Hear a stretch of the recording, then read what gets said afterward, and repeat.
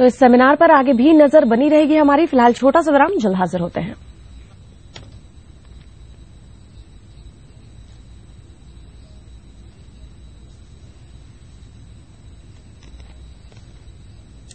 और चलिए ईटीवी के सेमिनार में आपको लिए चलते हैं और जगदीश चंद्र क्या कुछ कह रहे हैं, आइए आपको सुनवाते हैं। और बात मैं मुख्यमंत्री जी के लिए कहना चाहूंगा कि राजस्थान में कंप्लीट फ्रीडम ऑफ एक्सप्रेशन है, दमन नहीं है पत्रकारिता पे, पत्रकारों पे। उत्तर भारत के कई राज्यों में ऐसा देखने को मिलता है, यहां बिल्कुल स्वतंत्रता है। हमारा चैनल सरकार से बड़ी मात्रा में ऐड लेता है। हमारा काम है विज्ञापन लेना, विज्ञापन चलाना, सरकार का काम है विज्ञापन देना, योजनाओं का प्रसार प्रचार करना। लेकिन किसी भी स्तर पर सरकार ने या मुख्यमंत्री कार्यालय ने हमारे काम में कभी हस्तक्षेप नहीं किया। इसके लिए मैं सरकार को साधुवाद कहना चाहूंगा। आज आप देखिए चुनाव आ रहे हैं, दोनों राजनीतिक दल चुनाव लड़ रहे हैं। श्री अशोक गहलोत की यात्रा निकल रही है, श्रीमती वसुंधरा राजे की यात्रा निकल रही है। ये चैनल शायद देश का पहला चैनल है जो दोनों यात्राओं को लाइव कवरेज कर रहा है। और इसमें सरकार का भी बड़प्पन है कि सरकार ने कभी किसी स्तर पे हमको कोई संकेत ऐसा नहीं दिया कि ऐसा करिए और ऐसा मत करिए। हम चाहते हैं कि पत्रकारिता का यह आदर्श वातावरण राजस्थान में जो है दूसरे राज्यों में भी हो और राजस्थान का जो वातावरण है वो आगे भी बढ़ता रहे। और अब मैं हमारे जो मेहमान आए हैं बाहर से, वो संक्षेप में उनसे निवेदन करूंगा कि आपके मार्गदर्शन के लिए दो शब्द कहें। मैं शुरुआत करूंगा मेरे मित्र श्री संजय श्रीवास्तव से। श्री संजय श्रीवास्तव।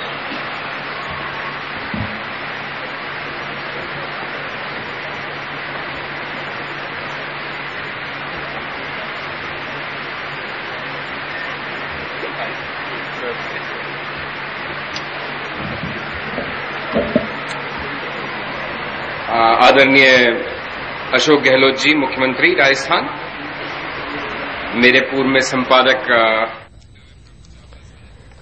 तो ईटीवी हिंदी और उर्दू चैनल के हेड जगदीश चंद्र इस सेमिनार को उन्होंने संबोधित किया। फिलहाल इस सेमिनार पर आगे भी हमारी नजर बनी रहेगी, लेकिन फिलहाल छोटा सा विराम, जल्द हाजिर होते हैं। एक बार आपका स्वागत है। एक बार फिर से आपको लिए चलते हैं ईटीवी के सेमिनार में।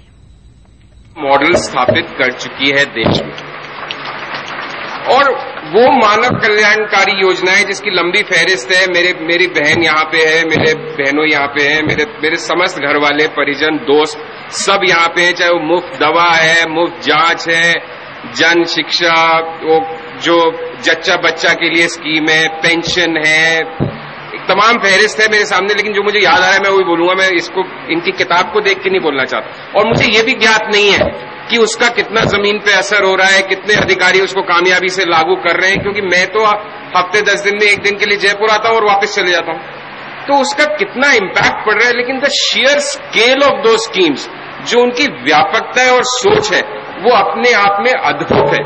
और उसके लिए अशोक गहलोत साहब चुनाव जीतते हैं या हारते हैं ये अलग बात है, वो तो चुनाव निर्धारित करेंगे। लेकिन उसके लिए ये बहुत जबरदस्त धन्यवाद और कांग्रेचुलेशंस के पात्र हैं। तो प्लीज एक बार जरूर ताली, क्योंकि बहुत अच्छी लोगों से जुड़ी हुई स्कीम्स लागू हो रही हैं। तो इससे ज्यादा मुझे कुछ कहना नहीं है। आप सब लोग बहुत ज्ञानी लोग हैं, अपना अच्छी तरह से काम करिएगा। चुनाव के समय बहुत चुनौती रहेगी और कितना क्या रिपोर्ट कर पाएंगे ये भी मुझे नहीं मालूम अच्छी तरह से। लेकिन चुनाव 2014 का अगला आम चुनाव और इस बार होने वाले विधानसभा चुनाव, मैंने 1984 में अपना करियर शुरू किया था, जो कोई बहुत पुरानी बात नहीं है। मेरे से वरिष्ठ यहां बैठे हैं। मुझे लगता है कि शायद वीपी सिंह और राजीव गांधी का 1989 का चुनाव, उसके बाद या उससे भी ज्यादा 2014 के चुनाव देश के लिए बहुत निर्णायक और बहुत ज्यादा एक कांटे का चुनाव रहने वाला है, जिससे आगे की दिशा और दशा भारत की तय होनी है। उसमें आप लोगों का भी योगदान होगा। मैं एक बार फिर जगदीश चंद्र साहब का धन्यवाद देता हूं, आप सबका धन्यवाद देता हूं और नमस्कार। बहुत बहुत शुक्रिया संजीव श्रीवास्तव साहब। जैसे अभी बात कर रहे थे मुफ्त योजनाओं की, मैं एक उदाहरण देना चाहूंगा। मैं पिछले दिनों एमपी से, भोपाल से, और मुझे सुबह पहुंचना था शॉर्टकट एक आगरा होके मैं वो आ रहा था। जब मैं भोपाल से बैठा था तो मेरी बराबर की सीट पे एक डॉक्टर थे। उन्होंने कहा साहब आपके यहाँ बहुत सारी मुफ्त योजनाएं, दवा योजनाएं, तो कैसे और चलिए एक बार फिर से आपको लिए चलते हैं ईटीवी के सेमिनार में। से बिल्कुल फिर एकदम चीज बदली हुई है, इसलिए मैं बिल्कुल कुछ पॉइंट जो यहाँ से समझ में आए हैं उस पर कुछ बताना चाहूंगा। एक तो ये एक बिंदु किसी ने कहा कि कोई यहाँ 12 साल से ईटीवी से जुड़ा हुआ है और 12 साल पहले से और आज के ईटीवी में जो फर्क है उसका उसने कुछ ब्यौरा दिया। और दूसरे ने ये कहा कि ईटीवी न केवल देखा जाता है बल्कि पढ़ा भी जाता है। वो पढ़ा जाना है वो पट्टी के संदर्भ में है। और तीसरा जगदीश जी ने भी कहा है और अभी संजीव जी ने भी कहा है कि इस मीटिंग की जो प्रासंगिकता है वो चुनाव के कारण भी है, चुनाव आने वाले हैं। और इस पूरे विश्लेषण में अशोक जी ने पिछले 4-5 सालों में 4.5 सालों में जो किया है, जिस तरह की योजनाएं आई है, या पिछले 4-4.5 सालों में जगदीश जी ने जो ईटीवी को बदला है, तो मेरा ये मानना है और शायद इससे बहुत लोग सहमत होंगे कि एक तरह से ईटीवी को जगदीश जी ने भी कई तरह की फ्लैगशिप योजनाएं या जैसे कि पूरी ये तमाम जो समूह है वो दी है। और उस फ्लैगशिप योजनाओं का या अशोक जी ने जो फ्लैगशिप योजनाएं दी है, अशोक जी का व्यक्तित्व बिल्कुल अलग रहा है पिछले 4-4.5 साल। क्योंकि मुझे ध्यान है, क्योंकि मैं 84 से लगातार सारे चुनाव कवर कर रहा हूं और बहुत बारीकी से कर रहा हूं। अशोक जी ने 2 धुरंधरों को मतलब भैरव सिंह जी को हरा के सत्ता हासिल की, फिर वसुंधरा जी को हराया। अपने आप में ये बहुत बड़ी बात है, लेकिन उसके बाद वो एंटी इनकम्बेंसी के उस फेर में वापस नहीं निर्वाचित हो पाए। इस बार वो पहले दिन से एक हिसाब से मुझे लगता है कि वो मैराथन दौड़ कर रहे हैं। उन्होंने ये ठाना हुआ है कि किसी भी तरह कुछ भी हो, मुझे इस बार चुनाव में कमाल दिखाना है।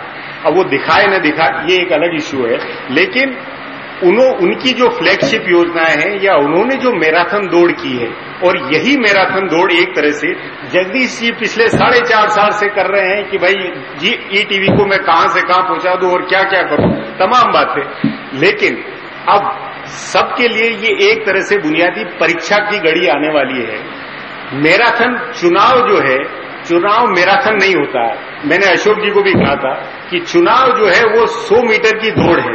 उस 100 मीटर की दौड़ को आप लोग कैसे कवर करेंगे, ईटीवी कैसे कवर करेगा, या अशोक जी कैसे कवर करेंगे। अशोक जी अभी मैराथन मतलब वसुंधरा जी भी खूब मैराथन कर रही है, खूब यात्राएं कर रही है, लेकिन वो उसका एक अपना असर है, उससे जनसंपर्क होगा, तमाम बातें हैं। लेकिन आखिर में जो 100 मीटर की दौड़ है वो निर्णायक उनके लिए भी है, वसुंधरा जी के लिए भी है और ईटीवी के लिए भी है। ईटीवी के तमाम पत्रकार तमाम सारी बातें आज कह रहे हैं। अशोक जी वैसे बहुत खुश होंगे कि तमाम तरह की खबरें और पॉजिटिव वाइब्स हो रही है, लेकिन क्या 100 मीटर की दौड़ में ईटीवी किस तरह कवर करेगा। देखिए, परीक्षा जो है नेता देता है या सरकार देती है। अशोक जी परीक्षा दे रहे होंगे, लेकिन उस प्रश्न पत्र को एक हिसाब से देखा जाए तो मीडिया लिखता है। मीडिया उस समय कैसे कवर कर रहा है, मीडिया क्या लिख रहा है, वो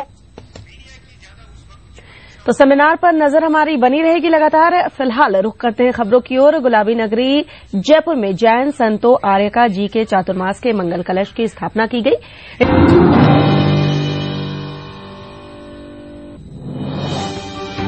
पश्चिम बंगाल के जलपाईगुड़ी में पुलिस वाहन और ट्रक में टक्कर, 7 पुलिसकर्मियों की मौत, 7 घायल। राजस्थान में आज आई मरीजों की जान में जान, वार्ता के बाद टूटी डॉक्टरों की हड़ताल, आधी रात को काम पर लौटे रेजिडेंट डॉक्टर्स। जोधपुर दौरे से जयपुर लौटे मुख्यमंत्री अशोक गहलोत ईटीवी के सेमिनार में कर रहे हैं शिरकत। संवाददाता, स्ट्रिंगर्स और समाचार सूचक देंगे प्रदेश के 200 विधानसभा क्षेत्रों का फीडबैक। पटना में संघ प्रमुख का आह्वान, सामाजिक बदलाव से देश होगा संपन्न। जदयू कांग्रेस का पलटवार, कहा संघ भाजपा की कथनी अंतर। और जिम्बाब्वे दौरे के लिए टीम इंडिया रवाना, विराट के नेतृत्व में वनडे सीरीज खेलेगी भारतीय टीम। परवेज रसूल कर सकते हैं करियर की शुरुआत।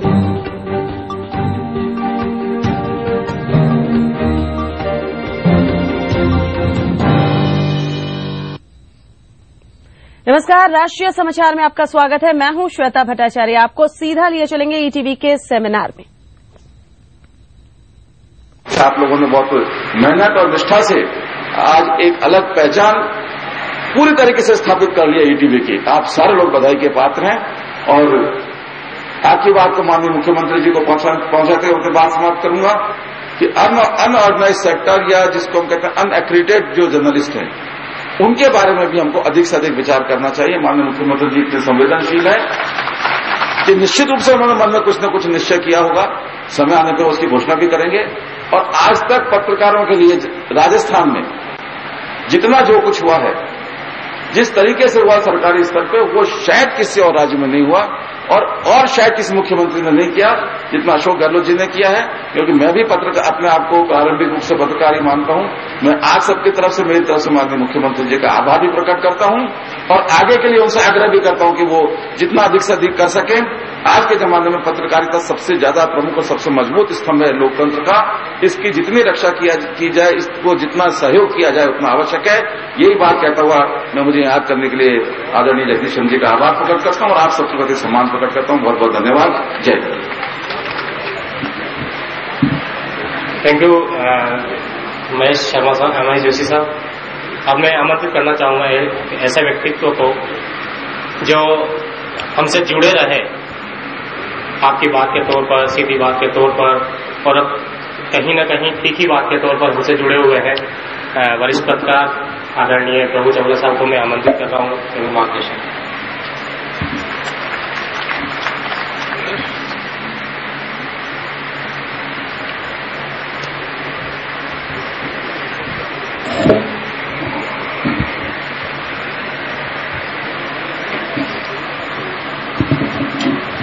आदरणीय मुख्यमंत्री जी, मेरे मित्र जगदीश चंद्र जी और मेरे जो कुलीग हैं जिनको मैं पत्रकार यहाँ बैठे हैं, उन सबको मेरा नमस्कार।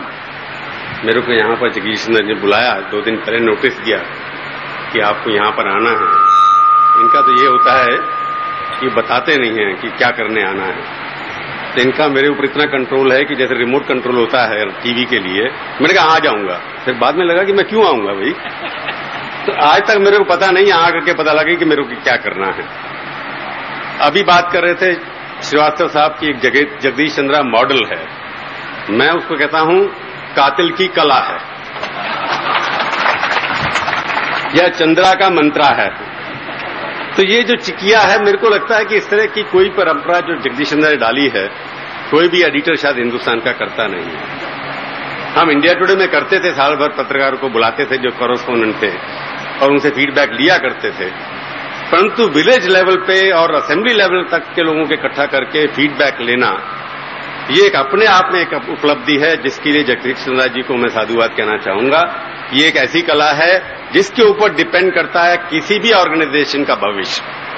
अगर आप अपने पत्रकारों से जो आपको इनपुट देते हैं, उनसे आप इनपुट सही तरीके से नहीं लेंगे और अपनी जो इच्छा है वो आप चैनल के ऊपर इम्पोज करेंगे, आज न कल वो चैनल या वो न्यूज़पेपर या वो मैगजीन जरूर बंद हो जाएगी। अगर आप लोग चला रहे हैं चैनल को, वो चैनल चलता रहेगा क्योंकि आप जनता से जुड़े हुए हैं, आप उनकी पल्स जानते हैं, उनकी व्यवस्था जानते हैं, उनके कर्म जानते हैं, उनके कुकर्म जानते हैं। हमारे जगदीश चंद्रा जी को कुछ ज्यादा चीजें पता नहीं होगी, इसलिए जो इन्होंने कला अपनाई है कि आपके माध्यम से फीडबैक लेकर के चैनल की दशा को उसी तरह रखना और उसकी साख बनाए रखना, उसके लिए इनका प्रयास बहुत ही प्रशंसनीय है। एक बार मैं उनको फिर से साधुवाद देता हूं। परंतु एक बात मेरे को और कहनी है कि फीडबैक की बात हो रही थी, क्रेडिबिलिटी क्या है। आप कहें कि मीडिया एक कोई मिशन है या सोशल वर्क है, मैं इस बात से सहमत नहीं हूं। जब 40 साल की उम्र में मैं पहली बार संपादक इंडियन एक्सप्रेस का बन गया, संजीव श्रीवास्तव उस वक्त जयपुर में हमारे कॉरेस्पोंडेंट थे। इतना बड़ा अखबार, रामनाथ गोयनका का अखबार, और रामनाथ गोयनका की हेरिटेज को, उनकी थिंकिंग को इम्प्लीमेंट करने का एक चैलेंज था कि वो खुद गाड़ी चलाते थे और मां बहन की गाली देने में भी बाद नहीं आते थे, क्योंकि उनके प्रति उनको पैसे से प्यार नहीं था। उनका कहना यह था कि मेरे को खबर चाहिए एट एनी कॉस्ट, कि जो सच है वही लिखिए, पैसे मैं आपको उतने नहीं दूंगा जितने इंडिया टुडे वाले देते थे, परंतु उन्होंने दिए, ये दूसरी बात है। परंतु काम मैं उससे ज्यादा लूंगा। काम का मतलब यह है कि कोई पत्रकार अपनी इंस्टीट्यूशन की क्रेडिबिलिटी कैसे बनाता है। जहां पर अरुण शौरी जैसे एडिटर रहे, जहां पर जॉर्ज वर्गीस जैसे एडिटर रहे या मुलगांवकर साहब जैसे एडिटर रहे, तो एक आपके सामने रोड मॉडल होता है कि उसके सामने आपको खड़ा होना है। बहुत मुश्किल काम था। परंतु पत्रकारिता का काम सिर्फ ये है कि सूचना देना। अगर आप सूचना से हट करके व्यूज देना शुरू कर देंगे, जो कि टीवी चैनल आजकल करते हैं, शाम को आप 8 बजे टीवी चैनल इंग्लिश के खोल लीजिए या हिंदी के खोल लीजिए, तो दिल्ली के अंदर 12 पत्रकार बैठे हैं या 12 ओपिनियन मेकर हैं, वो 8 बजे एक चैनल में दिखाई देंगे, 8:30 बजे दूसरे चैनल में दिखाएंगे, 9 बजे तीसरे चैनल में दिखाएंगे। वो भारत के अंदर बैठे हुए लोग जो हैं, 12 लोग जो वहां बैठे हैं, वो सारे हिंदुस्तान का फैसला कर लेते हैं। किसी को मुख्यमंत्री बना देते हैं, किसी को प्रधानमंत्री बना देते हैं, किसी को निकाल देते हैं, सारा दिन वही देखते रहते हैं। और मेरे दोस्त हैं संजीव, उसमें से कई बार वो भी बैठे रहते थे। नहीं, मैं बहुत कम बैठता हूं। मेरा ओपिनियन मैटर इस वक्त नहीं करता, क्योंकि मैं बहुत बोल चुका हूं, सब लोगों ने सुन रखा है। पहले प्रिंसिपल हमारा ये होता था कि पत्रकार को पढ़ा जाना चाहिए, पत्रकार को सुना नहीं जाना चाहिए। 25 साल मैं पत्रकारिता करता रहा प्रिंट की, तब तक मेरा नाम लोग जानते थे, शक्ल नहीं जानते थे। परंतु सड़क पे लोग जानते नहीं थे मेरे को ये प्रभु चावला जा रहा है। एक तीखी बात मैंने क्या शुरू कर दी कि सारे देश के अंदर प्रभु चावला जा रहा है, ये वैंशर हो गया। यानी कि शक्ल दिखा करके, भाषण दे करके आप पत्रकारिता के नेता बन जाएंगे। ये टीवी ने किया है, पहले पत्रकारिता किसी ने निकल दिया है कि हम टीवी के नेता हैं। आजकल अभिनेता भी है, क्योंकि हर जो पत्रकार है टीवी के अंदर एक्टिंग ज्यादा करता है, खबरें कम देता है। कपड़े किस तरह से पहनने हैं, किस तरह से टीवी कलर कॉम्बिनेशन करना है, किस तरह से खड़े होकर टीवी ऐसे देखना है, किस तरह से उस तरह से देखना है। तो अब आप देखेंगे कि हर पत्रकार, फिल्म में जैसे कवर होती है, फिल्म का जो प्रोग्राम करते हैं रोक शो वाला पत्रकार, उनको देखिए, उनका कंपटीशन ड्रेस में होता है कि जो एक्टर है उससे भी सुंदर दिखाई देना चाहिए। क्या होनी उतनी सुंदर जी लुक जो है कि टीवी चैनल का कैसा होगा, मेरा लुक कैसा होगा, उससे आप नोटिस में तो आएंगे, परंतु जैसे बबला उठता है, थोड़ी देर बाद आपकी खबर को भूल जाएंगे लोग, आपकी शक्ल जरूर याद रखेंगे। जब आते हैं साख के ऊपर, मैं कुछ पत्रकार बंधुओं से सहमत नहीं होऊंगा बिल्कुल, जिन्होंने कहा कि हमारे को सरकार को ये देना चाहिए, सरकार वो देना चाहिए।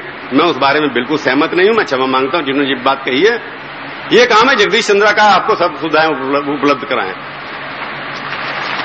ये काम है मेरे मालिक का कि अगर मेरे को टोल के अंदर फीस देना है, वो मेरी सैलरी में आना चाहिए। अगर मेरे को घर लेना है, मेरी तनख्वाह इतनी बढ़ाएं जगदीश चंद्रा की, ताकि मैं मकान भी ले सकूं।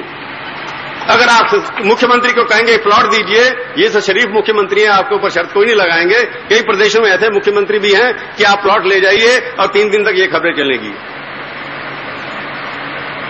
तो ये जो एक चली हुई है कि पत्रकार जब जाकर के कभी कहते हैं बस के पास दे दीजिए, कभी कहते हैं रेल के पास दे दीजिए, कभी कहते हैं आप हमारे को फ्री मेडिकल दे दीजिए, ये इसकी वजह से हमारी साख गिरती है, बढ़ती नहीं है। आप अपने मालिकों को कंपेल करिए और उनको जिस तरह से वो पैसा रेज करें, खर्चा कम करें, ये और करें, अपनी तनख्वाहें कम करें या दूसरे की कम करें, हमें उससे मतलब नहीं है। परंतु अपने मालिकों को चाहिए कि हर पत्रकार के लिए वो सुविधाएं उपलब्ध करें, ताकि वो ना किसी से डरे, ना किसी से प्रभावित हो।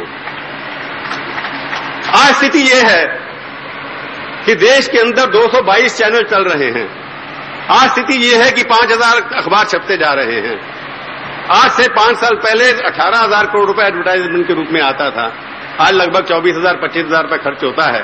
उसमें से 18,000 करोड़ मीडिया के टीवी के अंदर चला जाता है। पत्रकारों को प्रिंट के लिए बहुत कम बचता है।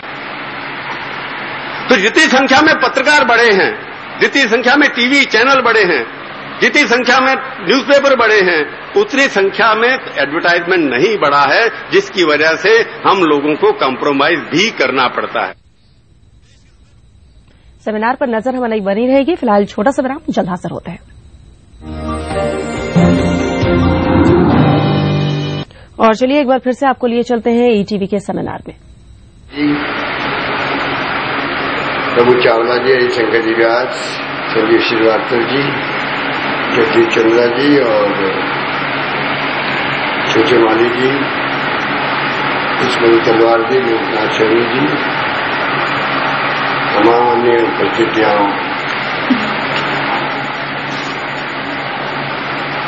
जो नाम दिया गया आपको, क्या नाम दिया गया? संवाददाता नहीं, अलग से ही नाम दिया गया है।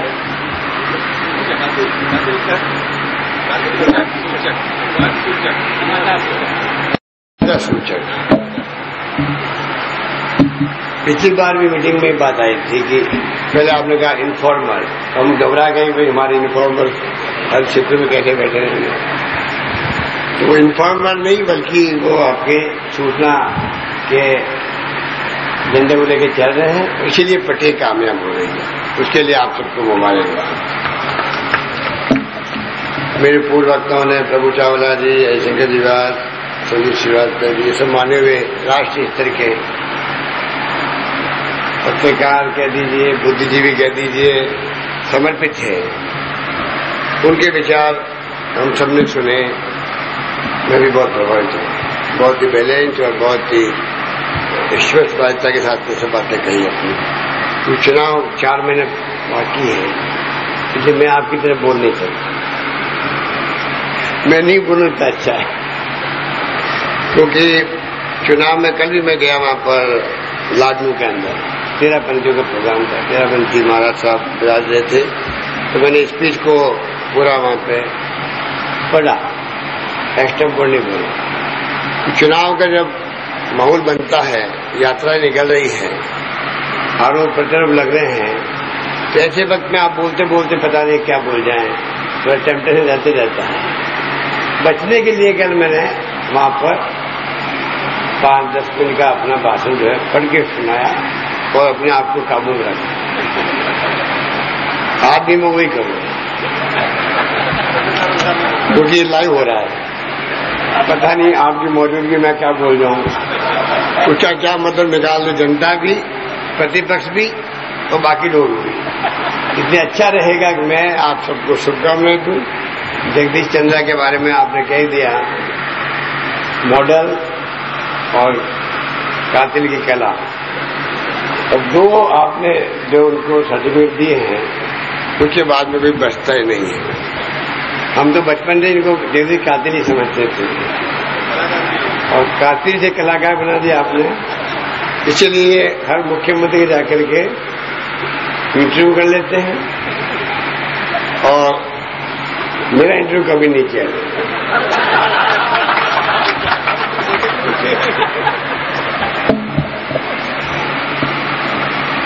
अब आज हमें याद कर लिया, पिछली बार ही बुलाया।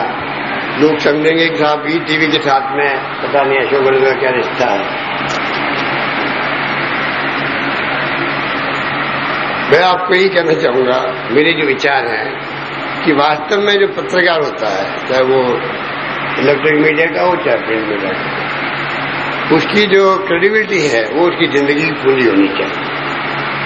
वो निष्पक्ष भाव कैसे रखे, सच्चाई की तह तक कहे जाए, तथ्यों के आधार पर स्टोरी दे, तो पूरे समाज में उसकी क्रेडिबिलिटी जमी रहती है। वो उसकी पूंजी के रूप में जिंदगी भर साथ चलती है। क्योंकि आज भी इस देश के अंदर लिखे हुए शब्दों पर विश्वास लोग करते हैं, गांव में ज्यादा करते हैं। आप दिखाते हैं, बोलते हैं, उस पर विचार करते हैं। मैं टीवी में आया था, या हमने खुद ने पढ़ा है, तो अगर कोई बहस भी करेंगे क्या बात करते हो, हमने खुद ने पढ़ा है, हमने खुद ने सुना है। तो एक बहुत जो विश्वास जनता करती है हमारे ऊपर, उस विश्वास पे हम लोग कह रहे खरे उतरे, ये हमारे अंदर एक प्रकार की भावना होनी चाहिए। तो मुझे उम्मीद है कि आप सब लोग उस भावनाओं को सामने रख करके ही अपना फर्ज अदा करेंगे, और मैं समझता हूँ उसी से ईटीवी की भी क्रेडिबिलिटी बढ़ती जाएगी। ईटीवी आज पॉपुलर है तो देश में इसमें कोई दुराई हो ही नहीं सकती, और उसके लिए भी मेहनत की होगी जगदीश चंद्रा जी ने, चाहे वो मॉडल बनाया है, चाहे पट्टियां चलाई, कुछ भी किया है। आपने अच्छा फीडबैक दिया, उसके लिए मैं आपका धन्यवाद करना चाहूंगा। और जो आपने फीडबैक के माध्यम से जो तथ्य बताए हैं, प्रयास रहेगा कि भविष्य के अंदर भी, मैंने कह भी रखा है तमाम प्रशासनिक अधिकारियों को, जिला कलेक्टर्स को भी, कोई खबर अखबार में आए, टीवी में आए, अगर वो सत्य नहीं है तो उसका खंडन करो, और सत्य है तो उस पर एक्शन करो।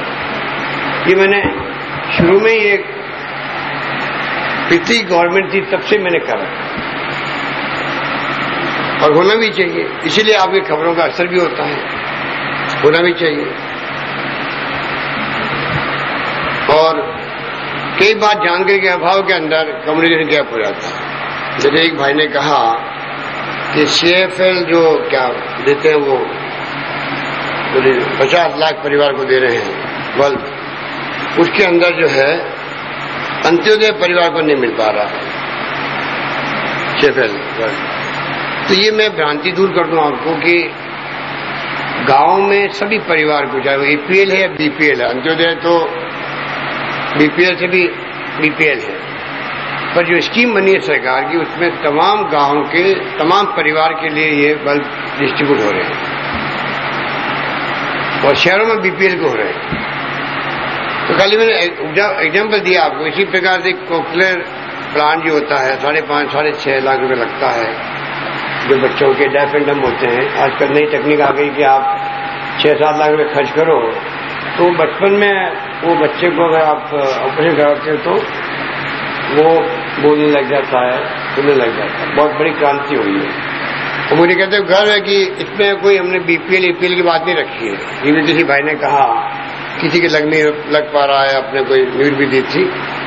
हमने करीब 34-35 जो हमारे पास केस आए थे उन सबके हमने 6.5 लाख 7 लाख रुपए दिए प्रति बच्चे को।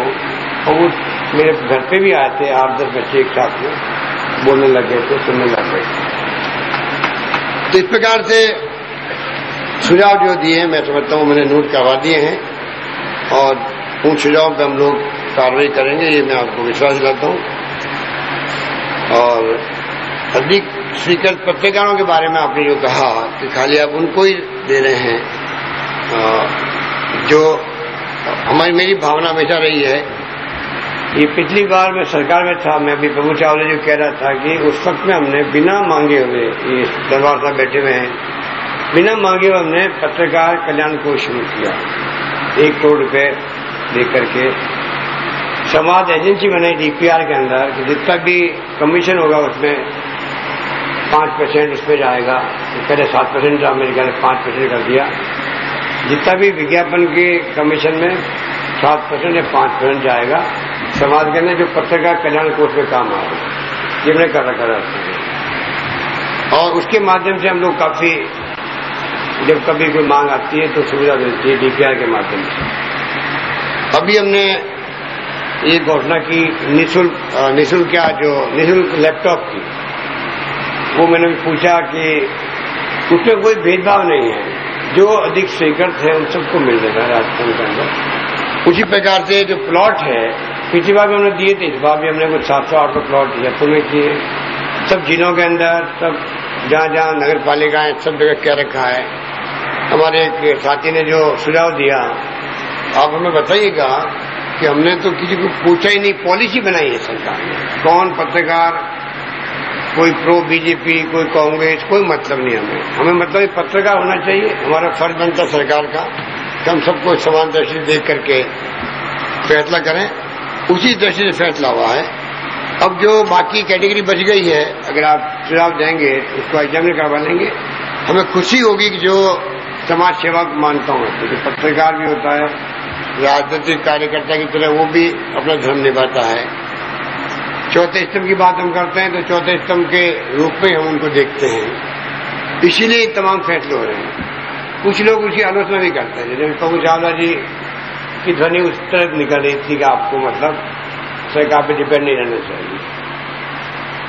मेरा मानना है कि अगर आप पिक एंड चूज करो और फिर आप लाभ दो किसी को, तब तो ये बात आपकी बिल्कुल वाजिब है। अगर आप सबके लिए योजना बना रहे हो प्रदेश में, देश के अंदर, उसका लाभ अगर तमाम पत्रकारों को मिले, एक सैनिक को मिले, पूरे जो कैटेगरी है, उसको बुरा नहीं मानना चाहिए। कुछ लोग, इसमें पहले भी मैंने सुना, कुछ लोगों ऐतराज भी रहता है कि आप इस प्रकार की सुविधा देते हैं पत्रकार। तो मैंने कहा कि अगर कोई योजना बना के सबका भला होता हो, उनके भी परिवार है, हम जानते हैं कि उनकी सैलरी भी कितनी उनको मिलती है, कितनी नहीं मिलती है। कुछ लोग अच्छी सैलरी देते हैं, टाइम पे उनका पे स्केल बढ़ाते हैं, सुविधाएं देते हैं, कुछ अखबार दे नहीं पाते हैं। तो सब तरह के हम देखते हैं, सुनते रहते हैं। तो मैं समझता हूं कि उनके उनके लिए कोई अगर योजना बना के हम दें, वकीलों के लिए बनाते हैं, डॉक्टर्स के बनाते हैं, तो कैटेगरी के हिसाब से अगर आप कुछ सुविधा देते हैं तो बुरी बात भी नहीं होनी चाहिए। जगदीश चंद्र जी ने हमें बुलाया, उसके लिए आपका आभारी। फिर मैं कहूंगा चुनाव है इसलिए आप मुझसे मत बोलवाओ। इतना बहुत है कि जहां कहीं जाते हैं आप लाइव करते हैं, आपने कहा दोनों पार्टियों के लाइव यात्रा को कवर करते हैं, अच्छी बात है, क्रेडिबिलिटी बनी रहनी चाहिए आपको। और महेश जोशी जी ने कहा कि बिना कोई विज्ञापन के भी चुनाव के पहले चाहे नगर निगम के हो तब भी कोई तरह का इन्होंने फायदा नहीं लिया। ये अपना आप रिसर्च करने की बात है कि बिना आपने विज्ञापन के भी कैसे आपने महेश जोशी के प्रति आपका क्या प्रेम है, क्या संबंध है, क्या क्यों छूट दी है, छूट कैसे मिली है, रिसर्च करेंगे तो हमारे भी काम आएगी। धन्यवाद। जय हिंद।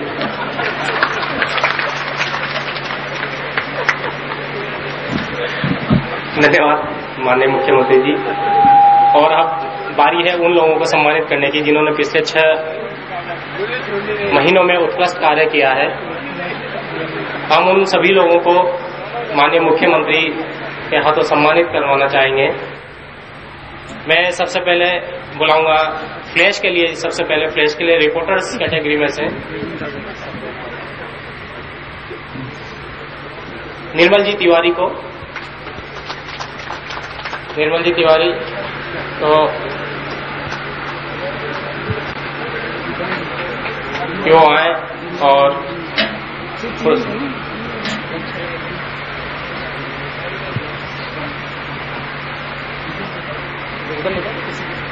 निर्मल जी तिवारी, लक्ष्मीकांत जी दौसा, स्टिंगर्स में से ये फ्लैश के लिए है फर्स्ट प्राइज। रिपोर्टर्स में से निर्मल तिवारी, लक्ष्मीकांत जी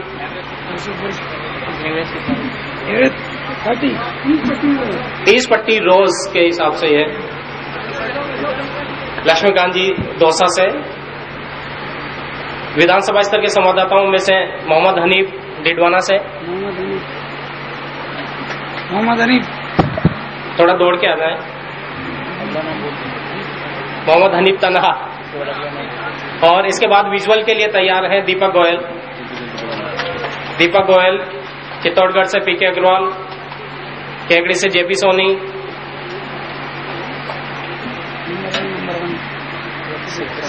सेकंड। अब मैं सेकंड प्राइज के लिए बुलाऊंगा फ्लैश में जो होगा जेपी सोनी जी आए तुरंत।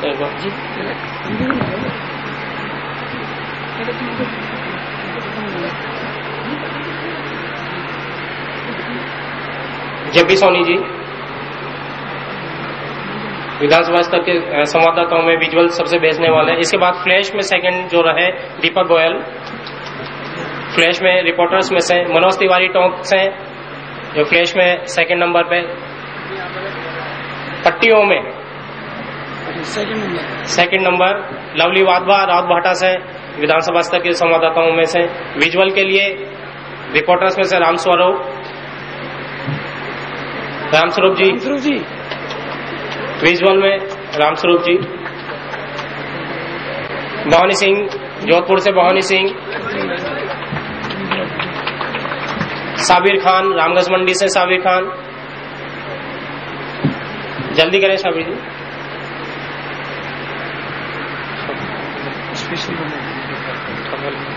इसके बाद जो थर्ड तीसरे स्थान पर रहे पट्टियों में वह है रिपोर्टर्स में से ऋतुराज शर्मा। भवानी सिंह भाटी जोधपुर से भवानी सिंह जी। वापस आए भवानी सिंह जी फ्लैश के लिए थर्ड। भगवान साय टोडा भीम, भगवान साई जी टोडा भीम से। टोडा भीम भगवान जी। विजुअल में जो तीसरे स्थान पर है अभिजीत दवे रिपोर्टर्स में से अजमेर से। शिव प्रकाश जोधपुर। संदीप व्यास बूंदी। थोड़ा जल्दी करें।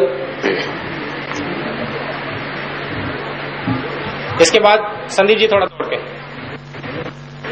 कुछ स्पेशल अवार्ड्स यहाँ पर रखे गए हैं। रिजल्ट ओरिएंटेड जो स्टोरीज में सबसे ज्यादा जिनकी इम्पैक्ट हुआ, उनमें रिपोर्टर्स में से हम जो चुने गए हैं वो है आसिफ। सबसे ज्यादा इम्पैक्ट स्टोरीज हुई, जैसा से इन्होंने बताया कि खाना सस्पेंड हुआ पूरा, इनकी स्टोरी के बाद जेल में भी कई बार स्पेशल स्टोरी, एक्सक्लूसिव स्टोरी दी गई। आसिफ। स्टिंगर्स में से अश्वनी यादव अलवर। विधानसभा स्तर के संवाददाताओं समाचार सूचकों में से अशोक कुमार माउंट आबू।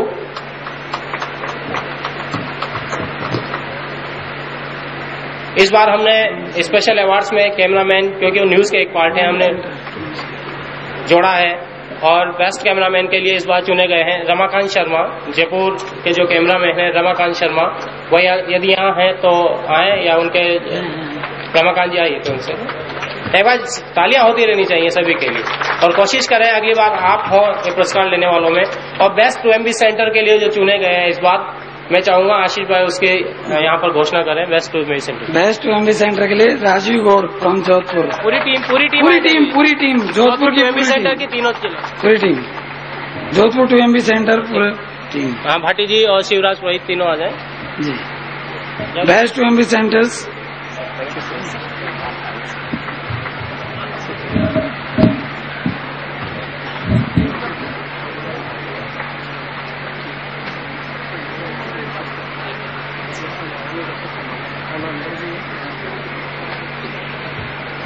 बहुत बहुत शुक्रिया, धन्यवाद, थैंक यू। मैं आमंत्रित करूंगा ईश्वर तलवार साहब को और प्रवीण दत्ता सर को कि वो धन्यवाद ज्ञापित करें।